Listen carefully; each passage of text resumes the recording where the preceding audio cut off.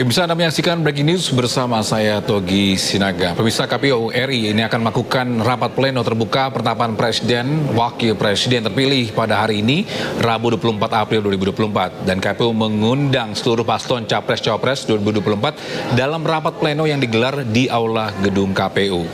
Dan kita akan langsung ke KPU, pemirsa. Inilah situasi terkini di Gedung Komisi Pemilihan Umum Republik Indonesia.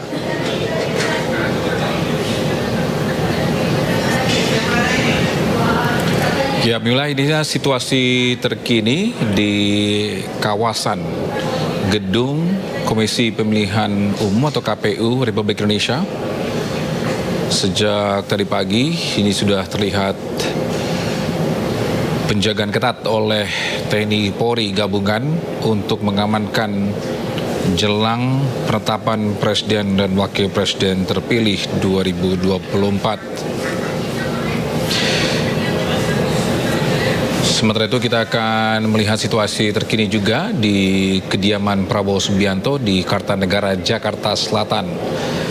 Terlihat juga sebentar lagi Presiden terpilih Republik Indonesia 2024 ini akan bersiap-siap menuju ke kantor KPU pada pagi hari ini.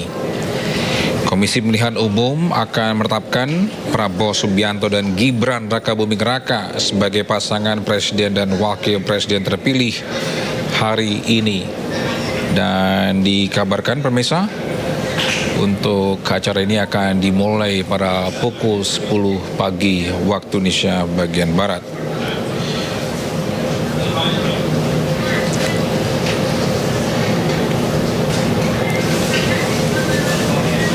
Sekali lagi kami masih menunggu situasi terkini di Jalan Kartanegara, di mana kediaman Prabowo Subianto, Presiden terpilih 2024, sebentar lagi akan berangkat ke kantor KPU.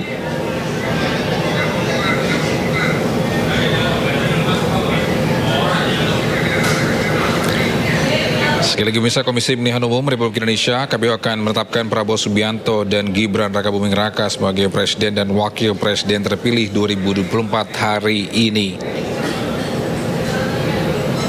Dan dikabarkan Polda Metro Jaya ini mengerahkan personel untuk memastikan keamanan kegiatan tersebut.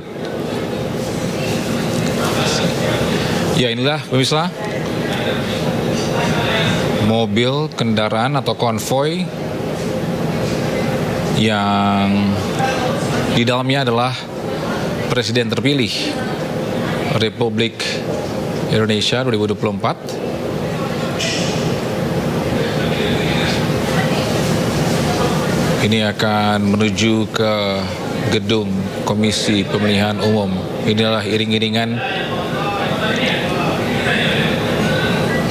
dari Jalan Kartanegara menuju ke KPU. Sementara itu di sebelah layar kaca Anda, ini adalah situasi terkini di KPU. Baik, bisa inilah iring-iringan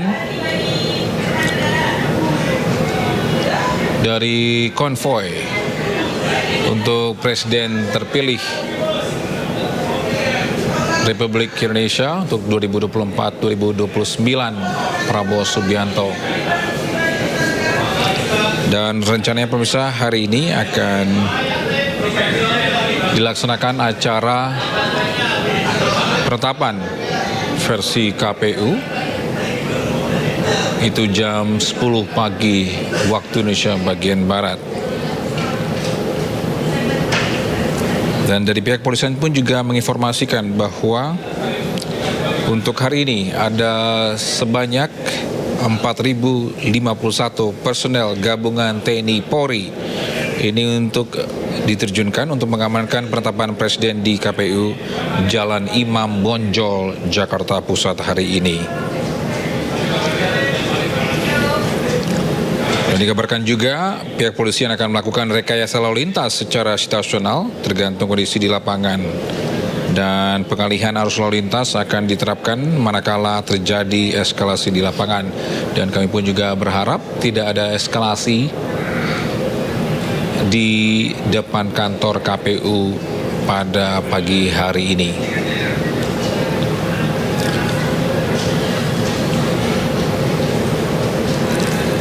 Dan sekali lagi bisa KPU ini akan menetapkan Prabowo Subianto dan Gibran Rakabuming Raka sebagai pasangan presiden dan wakil presiden terpilih.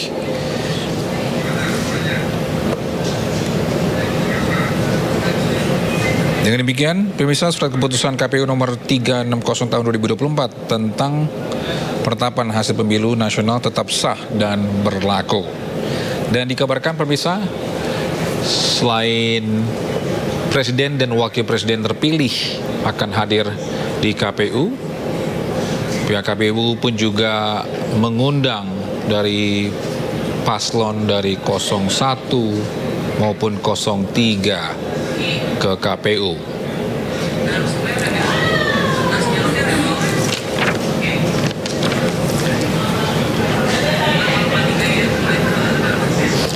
Dan inilah situasi terkini pemirsa.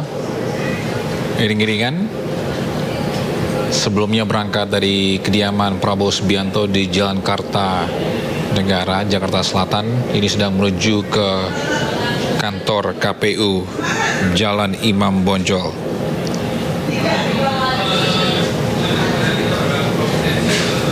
Dan pemirsa, Hashim juga menegaskan dengan ditolaknya gugatan itu, hasil pemungutan suara nasional tetap dipakai. Dan selain itu, tuduhan dari Anies Mohaimin, Ganjar Mahfud tidak beralasan secara hukum.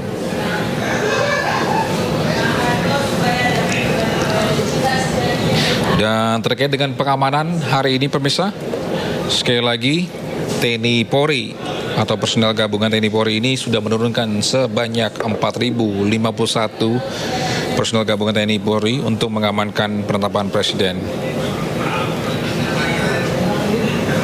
Dan polisi akan melakukan rekayasa lalu lintas secara situasional, namun tergantung kondisi di lapangan. Dan pengalihan arus lalu lintas ini akan diterapkan manakala terjadi eskalasi di lapangan.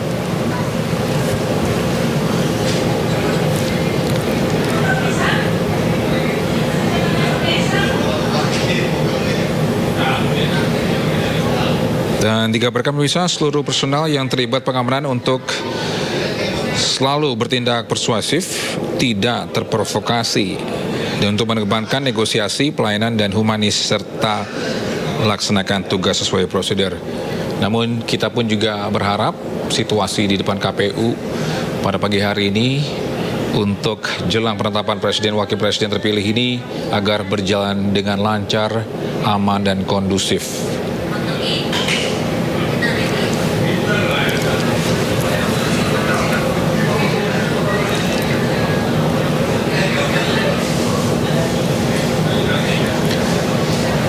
Baik pemirsa, ini usai MK ini mengumumkan hasil sidang sengketa Pilpres 2024. KPU RI juga melakukan rapat pleno terbuka penetapan presiden, wakil presiden terpilih pada Rabu 24 April 2024. Sejumlah persiapan ini telah dilakukan termasuk pengamanan di sekitar gedung KPU yang mulai diperketat.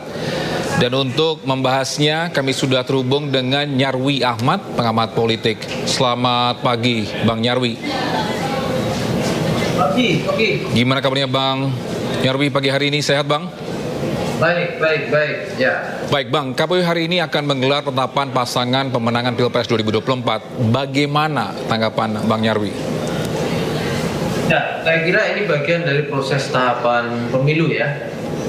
Kita tahu bahwa sebelumnya KPU setelah Pilpres diselenggarakan kemudian dilakukan penghitungan yang kemudian muncul soal isu sirekap, lama dan lain-lain. Tapi kan KPU sudah melakukan tahapan, kemudian diumumkan gitu dengan KPU ya tahun nomor 360 ya 2024 beberapa bulan yang lalu ya. Kemudian dari situ muncul 14 hari setelah itu proses gugatan di Mahkamah Konstitusi. Nah, kan itu ada ya pihak yang menggugat ya, pasangan Anies Mohaimin 01 dan juga pasangan Ganjar Pranowo Mahfud MD 03. Nah, kan sudah disampaikan ya proses di MK, kita simak bersama ya dari pengajuan dan dalil, kemudian muncul saksi ahli dan saksi fakta, kemudian diuji, kemudian menunggu hasil PHPU putusan hakim gitu ya, rapat hakim gitu, sampai kemudian diputuskan kemarin ya soal dari tuntutan atau permintaan dari 01 dan 03 dan mayoritas hakim ya 5 itu menolak, itu hanya 3 yang menyatakan opinion atau punya pandangan yang berbeda. Tetapi apapun itu gitu ya, KPU juga punya kewajiban kemudian, karena penyelenggaraan pemilu ini kan proses tanggung jawabnya ya, terutama di konteks dalam konteks penyelenggaraan itu kan di KPU. Maka hari ini gitu saya kira KPU punya tanggung jawab yang harus dipenuhi, yaitu memberikan putusan ya, penetapan ya, terkait dengan siapa yang menjadi pemenang pilpres ya untuk pilpres 2024 ini. Karena ini kan soal kepastian hukum ya. Kalau tidak ada dasar seperti ini, maka akan tentu saja memunculkan hal-hal yang lebih berisiko ya. Itu kira-kira bagi. Tapi terkait dengan hasil MK, menurut Bang Nyawi, ini apakah tetap akan ada perselisihan setelah penetapan hasil dari MK? Atau mungkin kedua dari 0103 ini bisa legowo dan menerima hasil dari MK, Bang? Kita lihat di dua aspek ya, bagi ya. Yang pertama dari aspek legal, putusan MK itu pasal 24C ya dengan ayat 1 itu kan sifatnya final dan mengikat ya.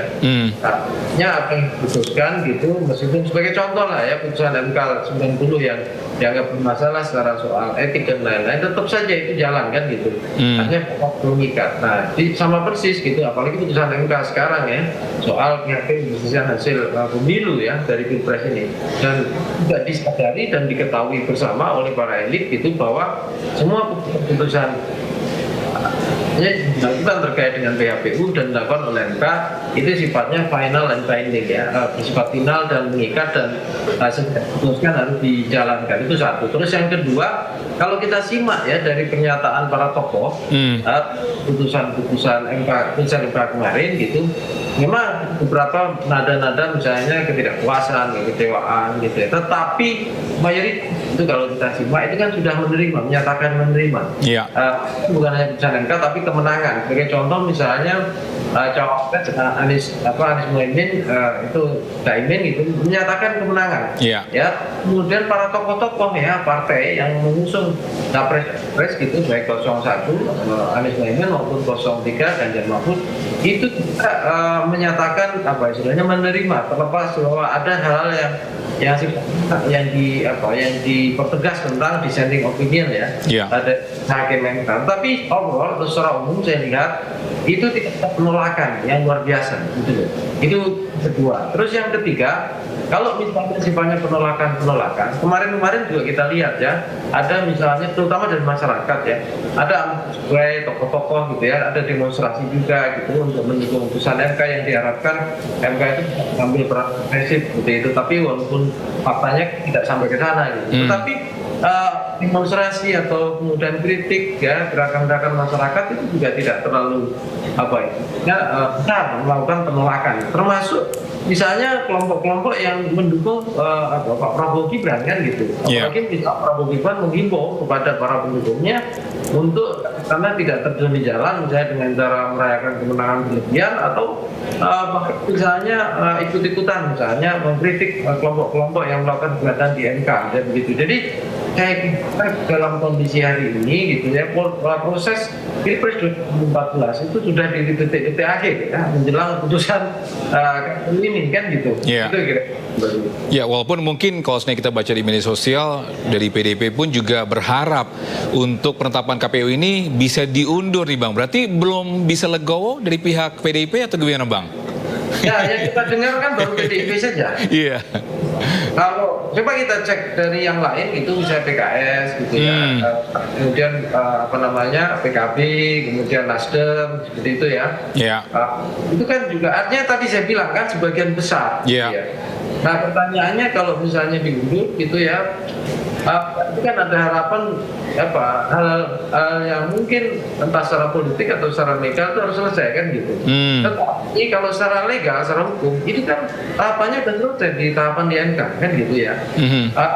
Mungkin dugaan saya ini hanya proses-proses ya dinamika di PDIP yang cukup keras gitu ya terkait dengan kritik-kritik ketidakmaksimalan atas apa yang bisa dilakukan atau bisa diputuskan oleh MK. Tetapi MK sendiri itu kan kalau kita lihat bentuk itu kan juga punya keterbatasan. Kalau di Undang-Undang Dasar kita atau Konstitusi 45 itu kan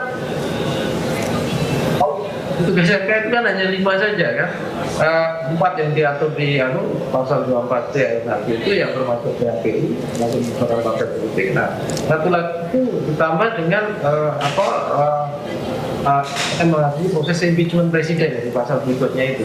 Jadi dan itu disebutkan secara detail, bukan secara misalnya disebutkan di antaranya gitu ya. Kalau itu kan berarti MK punya peran yang lebih luas gitu. Makanya waktu dissenting opinion saat di slide sedikit ngeluh. Baik, Bang Nyarwi mungkin bisa tahan sebentar Bang. Kita sudah lihat situasi terkini di KPU. Sudah datang ini Presiden dan Wakil Presiden terpilih Prabowo Subianto dan juga Gibran Rakabuming Raka.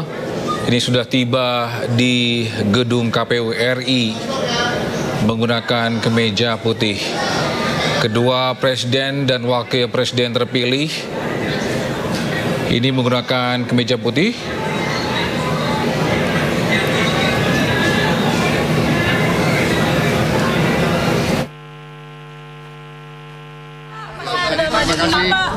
Kita hari ini suruh Diana kencengin itunya deh. KPU sebagai bagian dari proses di atas mic yang kita jalankan bersama, kencengin bawahnya Diana. Ya, proses pemilihan presiden, dan kita sudah ikuti semua prosesnya. Hari ini kita menerima ketetapan dari KPU dan selanjutnya kita akan mulai bekerja keras mempersiapkan diri. Saya kira yang penting adalah sekarang kewajiban kita semua sebagai apalagi unsur pimpinan politik, kewajiban kita adalah untuk bekerja sama. Rakyat berharap dan menuntut semua pimpinan politik untuk bekerja sama, bekerja untuk rakyat. Saya kira itu dari saya. Pak, hari ini jadi ketemu sama Gus Imin ya Pak? Pak, hari ini jadi ketemu Pak. Makasih Pak. Makasih Pak. Bang ganti pakai mic wireless. Baik, itulah misalnya situasi terkini di gedung KPU. Sepertinya Presiden terpilih dan Wakil Presiden terpilih sudah tiba di gedung KPU dan nantinya sekitar jam 10 pagi akan dimulai acara di KPU. Kita kembali ke Bang Nyarwi. Mohon maaf Bang Nyarwi, kita harus dipotong tadi terkait dengan ini Bang. Apakah dari partai-partai mungkin 01, 03 ini ada rencana mungkin bergabung dengan 02 nantinya, atau mungkin beberapa partai ini akan marah oposisi Bang? Ya, sebenarnya gini, kalau bergabung itu ke partai-partai di Indonesia, ya, ini pres ya, atau iya Bang. Kan senantiasa istilahnya bergabung gitu loh. Kecenderungannya kenapa? Karena biasanya gitu ya, tidak ada partai yang dimaksudkan gitu ya, didirikan, dikembangkan gitu, kemudian sekedar di luar kekuasaan ya. Mayoritas partai itu didirikan ya oleh para pendirinya gitu, itu untuk merebut dan juga mengelola kekuasaan dan pemerintahan, itu satu. Terus yang kedua, menjadi oposisi itu tidak mudah gitu. Iya. Apalagi konteks kepartaian di Indonesia, apalagi kelembagaan partai politik di Indonesia itu belum sepenuhnya kuat. Ya, pendanaan partai politik juga belum sepenuhnya mandiri. Jadi menurut saya oposisi itu mayoritas pilihan yang tidak dilakukan ya, dan kita bisa lihat itu gitu loh. Terus ketiga ini yang jadi rumit lagi gitu, masyarakat mayoritas pemilih itu juga belum melihat peran partai-partai oposisi atau tugas-tugas oposisi itu sebagai tugas yang sangat penting gitu loh. Jadi kalau para elit kelas menengah mengatakan perlu oposisi dalam penyimbangan demokrasi, tapi masyarakat belum mampu juga secara umum gitu ya, mengapresiasi dan melihat peran pentingnya oposisi. Nah, 3 hal ini saya lihat itu yang menjadikan pilihan-pilihan pada oposisi itu seringkali sangat kecil sekali gitu ya, sangat kecil sekali gitu. Hanya partai-partai tertentu yang kita saksikan Bung Rocky, ya, itu yang kemudian memang punya DNA, yang kedua punya kesabaran politik yang luar biasa gitu ya, untuk ada jalur luar kekuasaan gitu ya. Kita tahu PDIP misalnya, PDI Perjuangan itu partai yang sudah teruji kan, di luar kekuasaan dari masa Orde Baru gitu ya, kemudian bahkan di pasca reformasi juga di masa pemerintahan SBY ya 10 tahun itu berada di kekuasaan gitu ya. Itu termasuk partai yang jarang seperti itu gitu ya, yang tak siap gitu ya. Terus juga ada PKS gitu ya, PKS juga termasuk partai-partai yang cukup kuat gitu ya, berada di oposisi. Dan 2 partai ini saya lihat gitu ya, itu hanya dari platform ideologinya saja atau DNA-nya yang potensial oposisi gitu ya. Tetap dengan pemilih juga luar biasa militan ya, yang kemudian menjadikan meskipun partai ini di luar kekuasaan seandainya gitu ya, kemudian resource-nya terbatas, ini tidak menjadikan gitu partai ini menjadi partai yang sangat kecil gitu, atau bahkan hilang dari peredaran, tapi tetap bisa tahan, bahkan kadang-kadang mendapatkan apresiasi luar biasa juga. Itu contoh gitu. Nah, faktor lain yang kita lihat, elit-elit yang ada di partai politik di Indonesia jarang sekali gitu ya, istilahnya melihat bahwa berada di oposisi itu menjadi strategis, justru perannya menjadi tidak strategis gitu. Nah, ini yang seringkali oposisi itu bukan menjadi pilihan untuk dia. Oposisi itu sering menjadi hal sifatnya kecelakaan politik saja, saya lihat gitu ya, kan sebagai sebuah capaian atau pilihan-pilihan politik yang dirancang secara strategis gitu. Oke. Itu kalau kita lihat satu hal itu, sentimen atau istilah oposisi di Indonesia itu cenderung negatif. Kalangan elit gitu ya. Kalau kita diskusi dalam kita bicara demokrasi itu kan, demokrasi membutuhkan oposisi, bahkan oposisi yang kuat, yang seimbang kan gitu. Kan banyak elit kita seringkali mungkin karena warisan dari narasi-narasi Orde Baru gitu ya, kita ini pemerintahan presidensial gitu dan seterusnya gitu, maka kemudian seringkali menghindari kata oposisi. Yang seringkali dipilih adalah check balances gitu ya.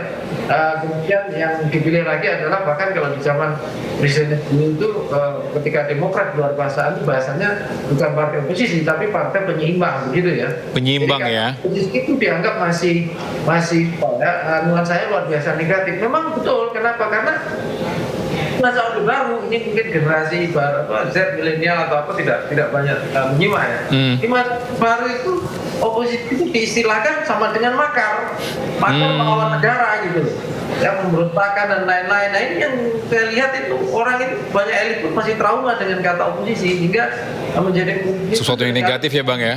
Terhormat, bukan peran yang baik, atau bahkan dianggap istilahnya orang-orang kelompok yang selalu mengganggu, merusak dan lain-lain, padahal bukan.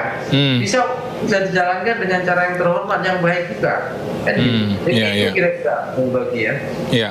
Tapi Bang Nyarwi, ini terkait dengan mungkin proses demokrasi Indonesia, apakah diperlukan ada partai yang besar mungkin untuk bisa meng-cross-check pekerjaan pemerintah, atau sebaiknya malah mendukung full di program tersebut?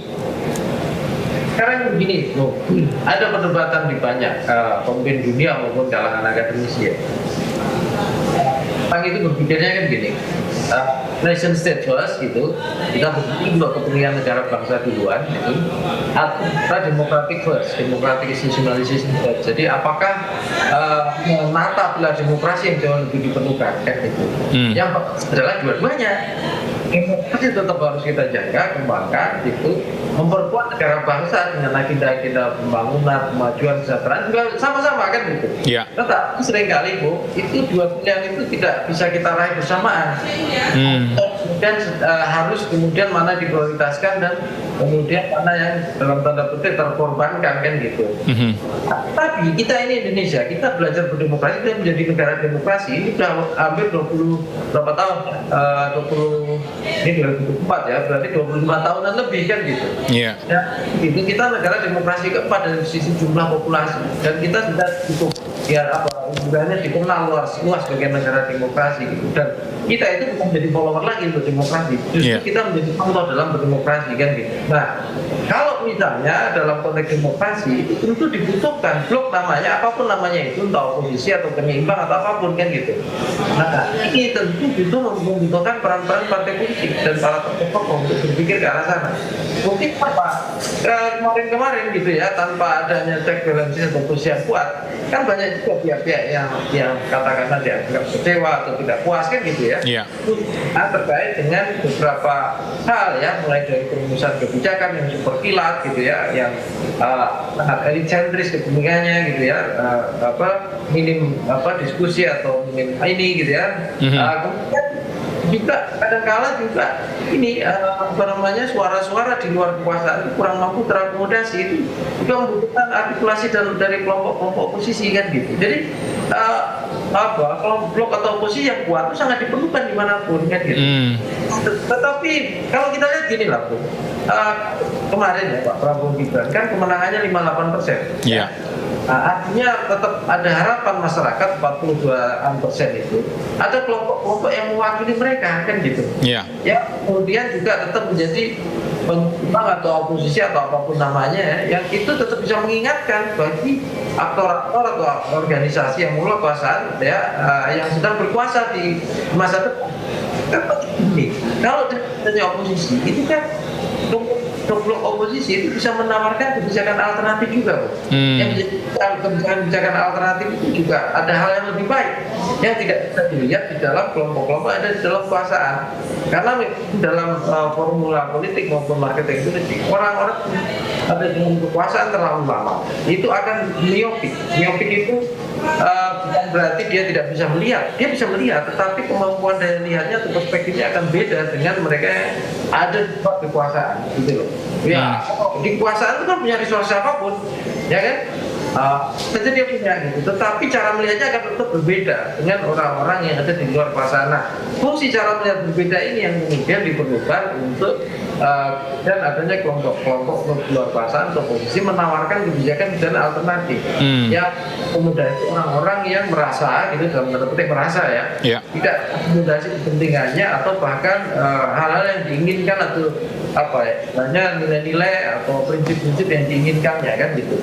Nah, kebayang nggak bahwa kalau misalnya di masa mendatang Indonesia berkembang menjadi negara sehebat sekuat apapun misalnya, tanpa adanya demokrasi ya, tanpa dijalankan dengan prinsip demokrasi, saya kira image kita juga akan berbeda gitu loh.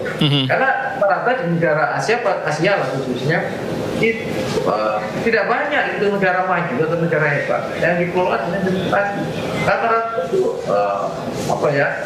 bisa mencapai capaian-capaian, tetapi demokrasinya itu selalu terhambat. Ya tidak cepat gitu. Dan kita gitu ya, ini kan luar biasa atau masyarakat kita yang sangat plural ya, sebagai kelas sosial ya, dari menengah bawah atas semuanya ada, dari etnis macam-macam, dan itu demokrasi akan lebih menunjukkan gitu, apalagi ada kelompok-kelompok partai atau organisasi yang berada di luar kekuasaan yang bisa mengartikulasikan hal yang tidak terakomodasi atau tidak terbaca dengan baik oleh pemerintah ya, seperti itu yang berkuasa seperti itu. Saya kira itu kita tetap selalu perlukan. Oke. Ya Bang Nyarwi, ini terkait dengan proses demokrasi Indonesia. Pasti we're going through up and down. Mungkin kalau saya bandingkan dengan negara-negara tetangga, apakah we're on the right track untuk demokrasi di Indonesia ini? Ya, tentu kalau dikatakan kita lebih baik di Asia ya. Artinya pemilu kita jalankan paling tidak gitu ya, rutin gitu ya, proses ekspresi politik juga lumayan, walaupun juga ada berbagai hal ya terkait dengan isu-isu misalnya di komunikasi, boxing dan lain-lain di medsos dan macam itu masih ada gitu ya. Tetapi kan ada satu penyakit yang kita lihat juga masih luar biasa kuat tuh. Yang kemarin muncul dalam gugatan MK itu kan gitu. Ya. Soal KN itu, soal nepotisme ya, soal kalau beberapa orang mengatakan dinasti politik seperti itu kan. Atau umur juga. Ya, seperti itu contohnya. Dan itu kan sebenarnya tidak hanya tipikal Indonesia ya. Hampir semua negara Asia itu juga banyak. Saya pernah nulis artikel itu soal kayak gitu ya, soal dinasti politik juga. Dan itu ada di Filipina, ada di India, di Pakistan gitu ya. Di banyak negara seperti itu gitu. Tetapi sejauh mana misalnya intinya kan begini, kalau kita sebagai negara yang tumbuh besar dengan prinsip demokrasi, masyarakat secara umum ya semuanya itu punya kesetaraan dan punya kesempatan yang sama kan gitu. Menjadi tokoh politik gitu ya, berpeluang dalam rumusan kebijakan atau punya peran publik kan gitu. Jangan sampai kemudian yang sering kali muncul itu kan di debat itu sampaikan kelompoknya Anies misalnya atau capres Anies itu kan semuanya tergantung orang dalam gitu ya. Nah itu kemudian juga ini kan soal meritokrasi juga diperlukan kan gitu. Baik, Bang Nyarwi, mungkin ditahan dulu Bang, kita menuju ke KPU sebentar Bang, nanti kita kembali lagi ke Bang Nyarwi. Baik, bisa ke KPU untuk menyaksikan konferensi pers dari Partai PKS. Besar untuk bangsa ini diantaranya pilkada dengan kebersamaan ini suatu nostalgia yang indah karena kebersamaan yang tidak bisa dilupakan. Selanjutnya nanti kita kerja besar lagi lah. Ini silaturahmi atau perpisahan? Yang mana? Kita nggak pernah perpisahan untuk bangsa. Kita akan terus membangun sampai sakratul maut. Berarti koalisi perubahan ini bertahan sampai pilkada nih? Lalu kita usahakan. Paling tidak di DKI kita coba dulu, kan sebelum ditanya ya. Terus kepada yang tempat-tempat lain kayak gitu. Oke. Cukup ya kayaknya ya. Pokoknya kita calon sukses, semoga Prabowo dengan wakilnya bisa bekerja dengan baik dan membangun bangsa demokrasi lebih baik lagi. Ya.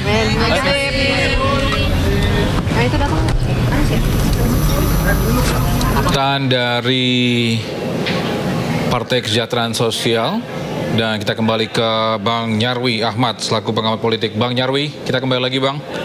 Ya. Lanjuti dengan pembahasan tadi terkait dengan proses demokrasi Indonesia, apakah we're on the right track atau enggak, apakah mungkin proses demokrasi di pemilu ini, apakah harus ada sesuatu yang harus kita ubahkah mungkin dari peraturannya, karena kan tadi sempat sampaikan yang dari sidang MK ini Bang, banyak nih yang mengeluhkan dengan mungkin nepotisme atau enggak mungkin umur, apakah harus ada yang diubah Bang peraturannya?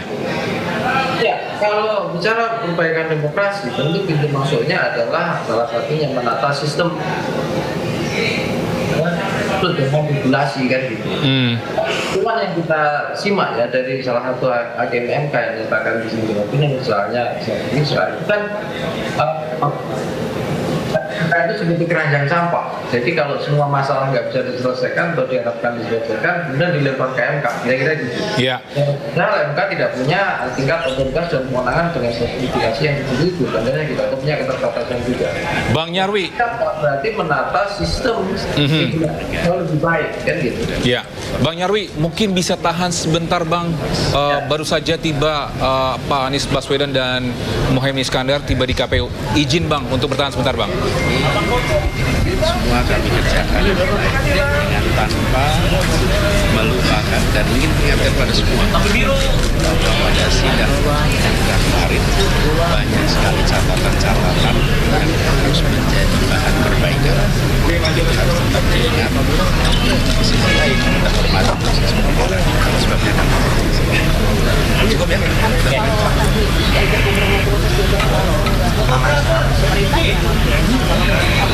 Tangan turunin, tangan tuh. Ini kasih Pak Prabowo ya. Ya kita tunggu saja nanti. Pak Prabowo mau ke DKI. Turun dikit. Kita kan Cuma kunci tuh. Dengan segala catatan terkait kemarin, apakah mungkin nanti di DPR akan mengusulkan revisi undang-undang itu? 5 tahun sudah pasti kelemahan dan sebetulnya PKB masih ingin ada angket. Tujuannya adalah membaca secara detail titik lemah dari keterpurukan demokrasi.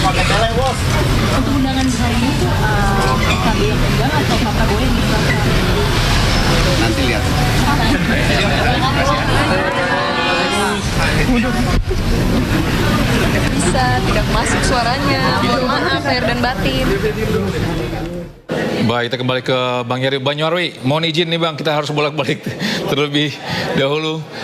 Bang Nyarwi, terkait baru kita saksikan ini datangnya Anies Baswedan dan Caimin. Apakah ini tanda bahwa mereka ini akan mendukung Prabowo Subianto dan Gibran Rakabuming Raka nantinya?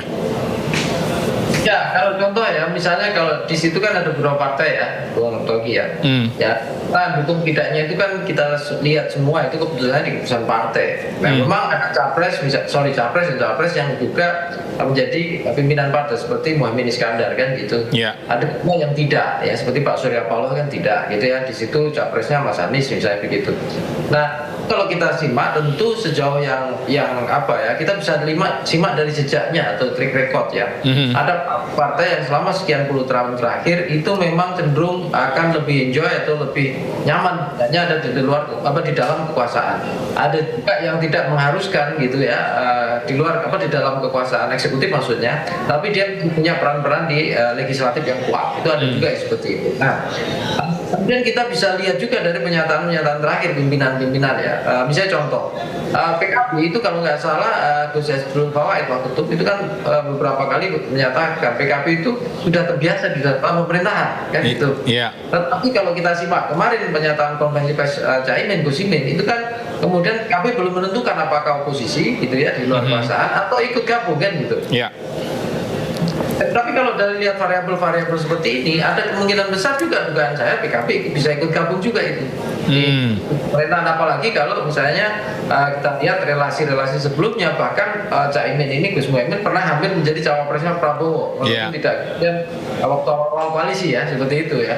Nah itu contoh. Nah bagaimana dengan partai yang lain gitu seperti Pks gitu ya, Nasdem seperti itu. Nah kalau kita simak juga sampai hari ini belum ada kejelasan dan keputusan. Tetapi tadi kan misalnya contoh sekjen PKS ya, Habib saya lupa namanya, itu kan kemudian dijelaskan bahwa PKS intinya siap bekerja sama. Nah kalau simak trik record PKS itu termasuk salah satu partai yang loyal berkali-kali gitu dalam Pilpres mendukung Prabowo di sebelumnya. Jadi kalau sekarang pemerintahan Prabowo Gibran, menurut saya tetap masih ada kemungkinan gitu ya PKS gitu itu bisa gabung gitu dalam pemerintahan Prabowo Gibran. Ya kemungkinannya mungkin kalau tidak 60% mungkin ya sekitar 50% lah. Ya itu peluang ke sana untuk bergabung karena relasi-relasi pimpinan PKS dengan Pak Prabowo, Gerindra itu saya kira bagus juga itu ya, selama ini tidak ada persoalan-persoalan krusial seperti itu. Misalnya kalau kita simak interaksi mereka ya, walaupun kita tahu ya Bung Togi di online maupun di publik banyak tokoh PKS itu luar biasa kritis ya ke Pak Prabowo ya, termasuk misalnya ketika kampanye ada Mardhani Alisera, Kang Pipin dan lain-lain gitu ya. Tapi kan kalau kita simak beberapa diskusi yang disampaikan misalnya para tokoh PKS termasuk misalnya Bung Mardhani Alisera itu kan justru juga ikut memikirkan peluang-peluang kelemahan pemerintahan Pak Prabowo di masa mendatang. Artinya apa? Artinya mereka juga sangat concern gitu ya. Ingat bagaimana membangun bangsa ini ke depan gitu, termasuk padahal belum jelas posisinya apakah di dalam pemerintahan nantinya atau di oposisi, tetapi paling tidak gitu ya, itu juga sebagai contoh ya, ada kepedulian gitu, bahkan perhatian besar gitu PKS termasuk di sana pada pemerintahan Prabowo mendatang. Bang Nyarwi, mungkin terakhir nih Bang, sebelum kita kembali ke KPU, ini mungkin ada pesan terkait dengan jelang penetapan Presiden Wakil Presiden terpilih. Terakhir nih Bang, singkat saja. Saya kira begini, ya apapun hasil dari penetapan KPU nantinya, itu kan tentu ya, ini kan bagian dari tahapan pemilu yang harus kita patuhi bersama karena sudah tetap oleh regulasi itu satu. Terus kedua gitu ya, proses pemilu dengan proses tahapan ini itu jelas-jelas sudah selesai nantinya. Kenapa? Karena kan memang sudah kita lalui bersama ya dari fase-fase perhitungan suara, setelah kampanye semua itu pencoblosan, kemudian penetapan awal oleh KPU, kemudian juga PHPU perselisihan hasil pemilihan umum di MK, kemudian juga ada proses sidang-sidang di MK, ya keputusan hakim yang disampaikan kemarin sampai kemudian ini tentu mau tidak mau ya kita harus move on kan gitu. Baik, terima kasih Bang Nyarwi Ahmad atas waktunya Bang. selaku pengawat politik. Semoga hari ini berjalan baik dan lancar ya Bang ya. Terima kasih Bang Nyarwi. Salam sehat Bang. Baik, bisa kita akan kembali menuju ke KPU untuk melihat situasi terkini di sana.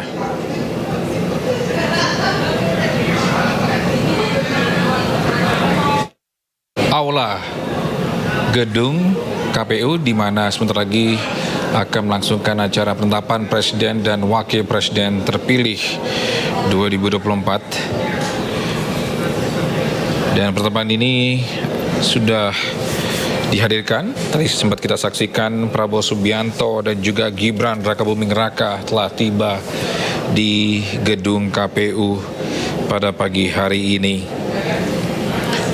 Kami pun juga tadi terlihat paslon dari 01 Anies Baswedan dan Muhaimin Iskandar telah tiba untuk menyaksikan penetapan Presiden dan Wakil Presiden terpilih.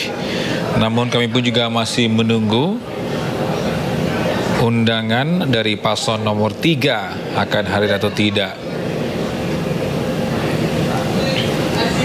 Sekali lagi bisa Komisi Pemilihan Umum ini akan menetapkan Prabowo Subianto dan Gibran Rakabuming Raka sebagai pasangan Presiden dan Wakil Presiden terpilih. Hal itu disampaikan oleh MK terkait perselisihan hasil pemilihan umum atau PHPU pada hari Senin kemarin. Dan MK ini telah menolak sengketa hasil yang diajukan rival Prabowo Gibran dalam Pilpres. Dan surat keputusan KPU nomor 360 tahun 2024 tentang penetapan hasil pemilu nasional tetap sah dan berlaku.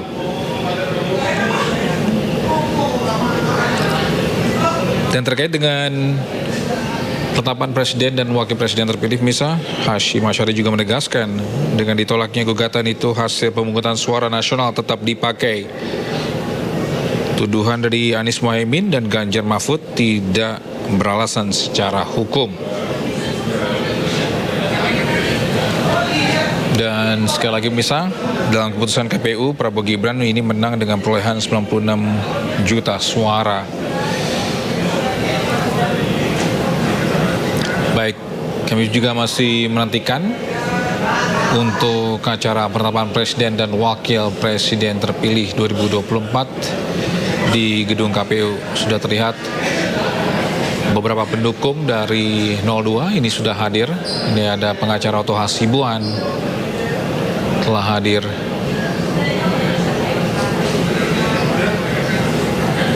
Adapun tadi juga calon presiden dari 01 Anies Baswedan dan Caimin ini telah hadir. Dan untuk situasi di luar KPU Mesa sudah terlihat para gabungan TNI Polri ini menjaga area gedung KPU agar acara hari ini berjalan dengan baik dan lancar. Adapun informasi sebelumnya rekayasa lalu lintas bagi pemirsa yang ingin melakukan aktivitas di daerah gedung KPU, langkah sebaiknya mungkin memilih jalan alternatif agar tidak terjadi hambatan atau kemacetan di daerah Menteng, Jakarta Pusat.